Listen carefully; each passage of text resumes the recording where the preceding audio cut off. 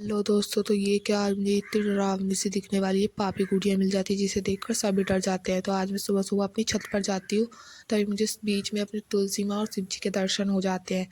उसके बाद मैं छत पर जाकर जल्दी से पक्षियों को दाना डालती हूँ। यहाँ पर बहुत तेज धूप हो रही होती है, तो मैं जल्दी से दबे पाँव नीचे चली आती हूँ, क्योंकि इस धूप में तो मैं मरी जाऊँगी। उसके बाद मैं नीचे आकर अपनी अलमारी चेक करती हूँ, कुछ खाने के लिए मिल जाए, क्योंकि मुझे बहुत तेज भूख लगी होती है।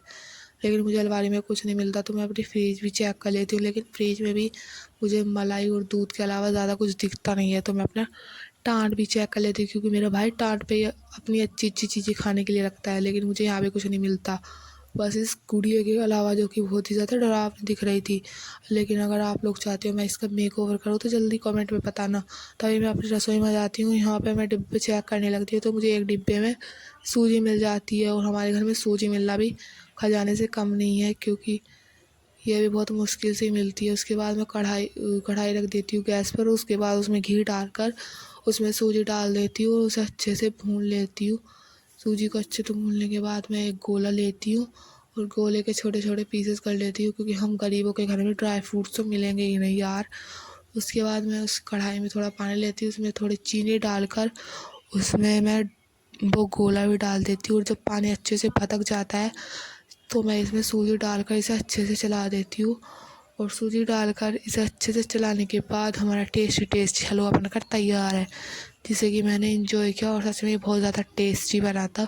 उसके बाद लंच में बनना था इतना बड़ा सा फेलिया, जो कि मेरे पापा लाए थे। उसके बाद तभी मेरा भाई आ जाता है, तो मैं अपने भाई से इसकी 2 पीसेस करवा लेती हूँ, जिसका आधे का आज मैं रायता बनाऊँगी और आधे की कल मैं इसकी सब्ज़ी बनाऊँगी।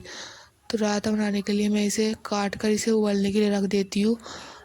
थोड़ी देर जब तक ये उबल रहा है, तब तक मैं दही ले लेती हूँ। दही को अच्छे से फेंटने के बाद मैं जब ये भिलिया ले लेती हूँ, भिलियों को अच्छे से इस मैशर की मदद से मैश कर लेती हूँ। जब भिलिया मैश हो जाता है, तो मैं दही में इसे डाल देती हूँ और इसके ऊपर से कुछ मसाले भी डाल देती हूँ, जैसे कि नमक, मिर्च, हल्दी, धनिया और थोड़ा काला नमक भी डाल देती हूँ, क्योंकि काले नमक से टेस्ट आता है। उसके बाद मैं इसे अच्छे से मिक्स कर लेती हूँ और ये मिक्स करने के बाद कुछ इस तरीके का दिखता है। लेकिन अभी ये बनकर तैयार नहीं हो, क्योंकि मेन चीज़ तो बची है इसमें तड़का लगाने की। उसके बाद मैं इसमें ज़ीरा और हींग का तड़का लगा देती हूँ और हमारा टेस्टी रायता बनकर तैयार है।